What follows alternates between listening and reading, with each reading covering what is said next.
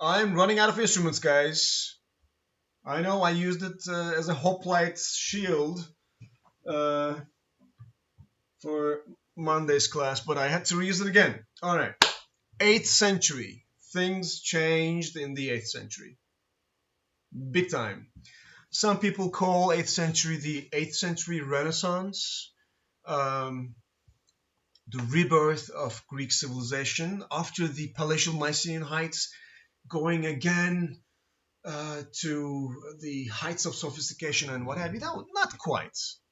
Even before the 8th century, things were happening. Iron Age was not as uh, hopeless and desolate and unconnected as we once thought it was.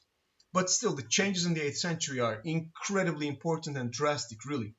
So, what are we talking about? First of all, oops, we start seeing, geez, come back. Okay, we start seeing so many changes happening in the Aegean. What type of changes? What type of changes?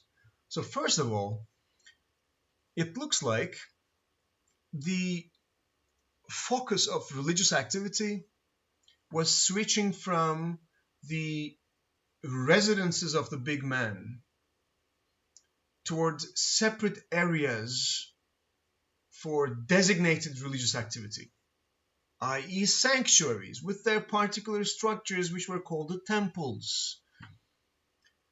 Our archaeological evidence is very, very, very tiny.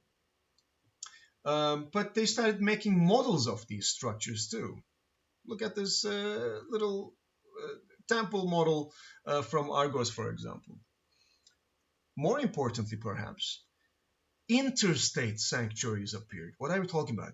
Interstate? What do you mean? So, first of all, those tiny early Iron Age villages of late 11th, 10th, and 9th centuries were becoming bigger, getting together, and they were becoming large towns. They were becoming almost proper proto-city states.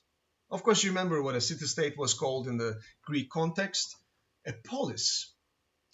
So a city and its territory around it, yeah?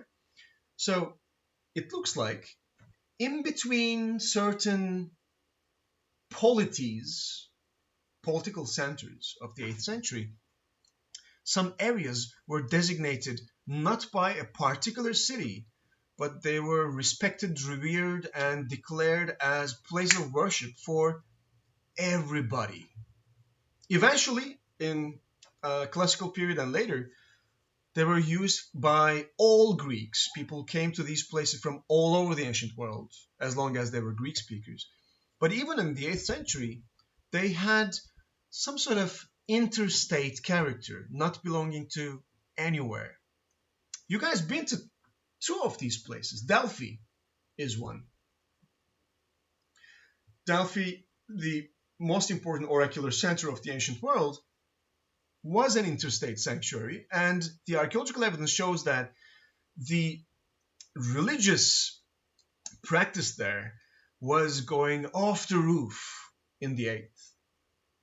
The second one is, of course, Olympia, one of your latest memories, perhaps, from Greece. The religious practice in Olympia again starts in the 8th, and according to the tradition, the Olympic Games also started in the 8th century. Actually, in early 8th century at 776. And it was for all Greeks. It was not for the nearest town. Olympia was the sanctuary of Zeus, the sky god. And it was a sanctuary for all Greeks. And they came up with the weird idea, hey, let's run a little bit as a contest honoring Zeus. But it looks like it started in the 8th. What other things? Well, many other things happened. Colonization started in the 8th. And big time. Of course, just like one cannot understand Bronze Age collapse in isolation, looking only in the Aegean, one cannot understand the Iron Age Mediterranean just being focused on Greece or Greeks. Actually, you see this area of Eastern Mediterranean, this like little green area here. Well, this is the land of the Phoenicians. Phoenician, by the way, is just the name that the Greeks gave them. They were Canaanites. They had their own alphabet, their own civilization, and they were already colonizing the Mediterranean, all the way to the Atlantic Ocean, all the way to Portugal, before Greeks started their colonization efforts. But in the 8th, the Greeks jumped in the bandwagon of colonization, following Phoenicians, and it was not colonization just let's invade some foreign people's land. No, it's basically commercial enclaves and hubs in connection with the indigenous peoples of the lands that the Greeks were colonizing. And sometimes, of course, tensions and wars happened. Of course, we know that too. But it was basically, let's go to places, let's get raw material, and let's sell them whatever we can sell them. And they followed the Phoenicians' footsteps in this venture. And it's no coincidence that the Greeks went wherever Phoenicians went, really. They colonized Sicily, they colonized parts of central Italy, next to Phoenician colonies. In this place called Almina, they started sending goods from the Aegean to the Levant. And slightly later in the 7th, they colonized the Black Sea and all over the place. Cyprus and Western Anatolia were probably already entirely Greek-speaking and already settled by Greeks in the early Iron Age, but it's not the typical 8th century style commercial colonization. But the North African and Egyptian colonies are. And of course, if you are practicing trade just next to some Phoenician tradesmen, they had amicable relations with Phoenicians, although they had tense relations with the locals occasionally. Of course, you'd like to get some other things from Phoenicians, yeah? What, for example? For example, ladies and gents, the alphabet. The Greeks started writing again in mid-8th century. Either, according to some, they started doing this because they were conducting trade and you need to put things down, and they must have happened when Phoenicians and Greeks are together at the same spot, yeah? And the best candidates are, one is Almina in Levant, and the other is Pithecusae, where actually a Greek colony was just next to a Phoenician one.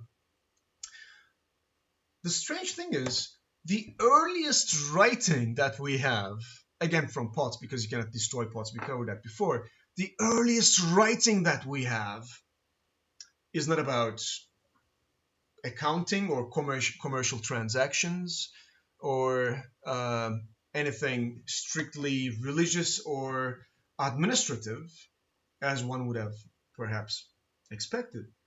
But it's poetry. Poetry is good. Poetry is good when you're in love. Poetry is good when you are grieving. You write a little dirge, great. But if you're drinking, a little erotic poem put in meter is a good way to use the knowledge of writing, no? Well, it looks like that's exactly what happened. One of the earliest examples of ancient Greek writing, if not the earliest, is the famous Nestor's cup, good to drink from, and whoever drinks that cup, bottoms up, is gonna, have a lucky love life, let's say. And the idea of an alphabet, and we talked about this when we talked about syllabograms and syllabic writing systems, is really very interesting because if you remember, now one symbol does not correspond to one syllable, ba, pa, ka, te, bo, ma, but it corresponds to a phoneme, one particular sound, be it a consonant, k, p, or a vowel. The thing is, Phoenician language was a Semitic language, just like Arabic or Hebrew or the Bronze Age languages of the Near East like Babylonian and Akkadian and Ugaritic. Um, one thing about Semitic languages is the following thing.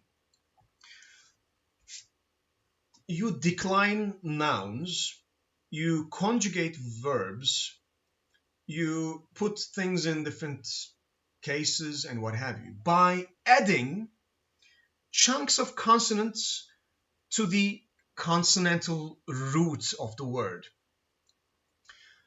That's why today Hebrew, Arabic, and other Semitic alphabets like Aramaic, for example, the language of Jesus, according to everybody, they're very heavily consonantal tongues because just looking at the consonants, you can tell the conjugation and declension and pretty much everything.